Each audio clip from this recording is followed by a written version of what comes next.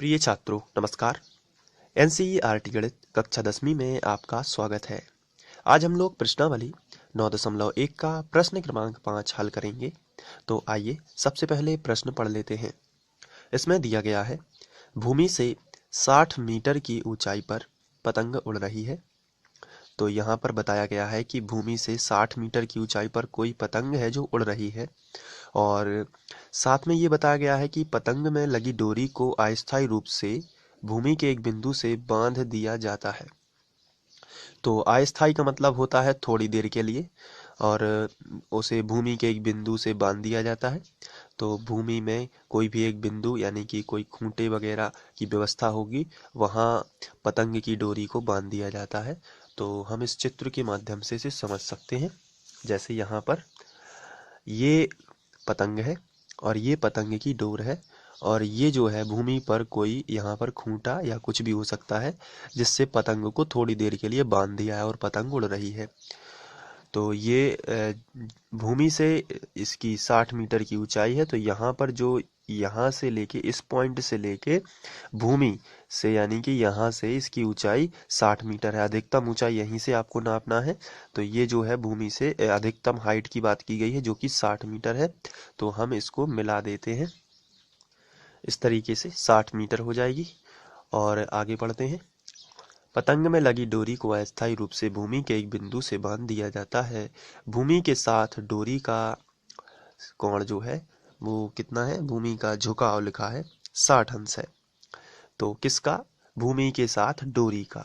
तो ये देखिए, ये पतंग की डोरी है और ये भूमि है। तो डोरी और भूमि का जो झुकाव दिया गया है वो दिया गया है 60 अंश।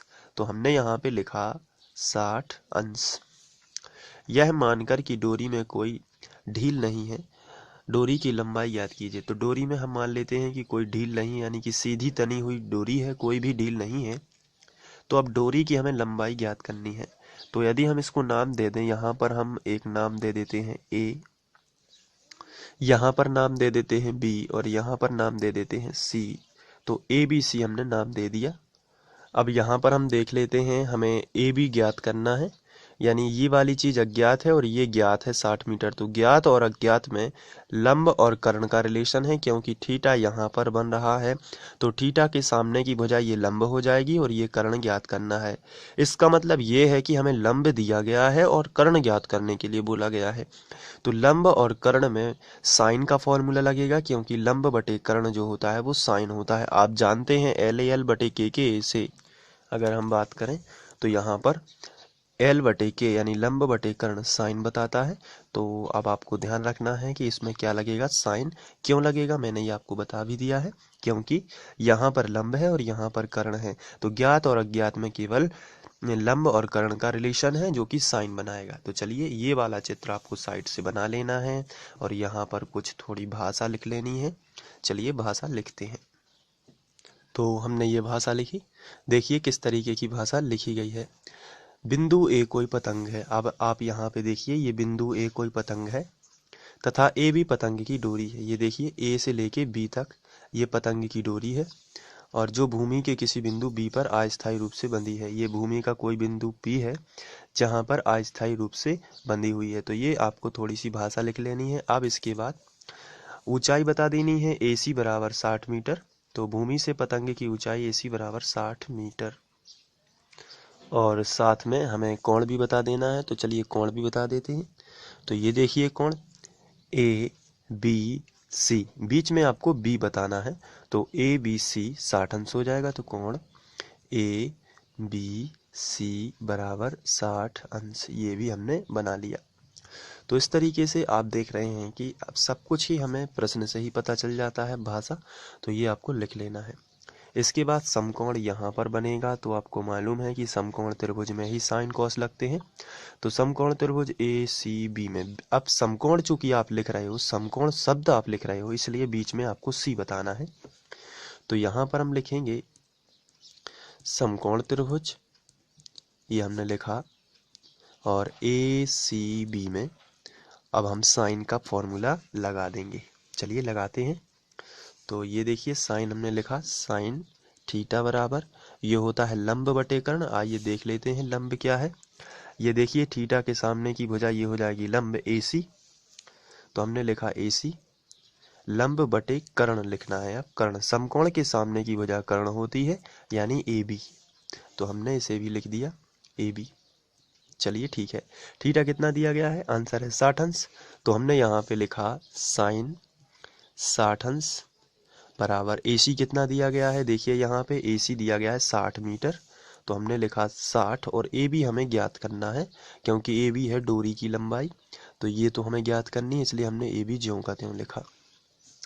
साइन 60 का फॉर्मूला आपको याद रखना है, मैंने आपको बताया भी था, साइन 30 1/2 होता है और साइन 60 √3/2 होता है। इन दोनों को आप याद कर लीजिए फिर से, sine 30 1/2 sine 60 √3/2, sine 30 1/2 sine 60 √3/2, sine 30 1/2 sine 60 √3/2। इस तरीके से आप बोलते रहिए तो आपको थोड़ा याद हो जाएगा, ये जरूरी है एग्जाम की दृष्टि से याद करना।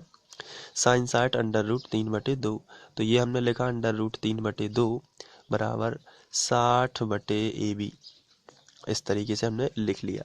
अब हमें तिर्यक गुणा करना है, तो AB का गुणा करेंगे √3 में, चलिए करते हैं, तो आएगा √3 × AB बराबर 60 दूनी 120, तो हमने यहाँ पे लिख दिया 120, ये हो गया तिर्यक गुणा।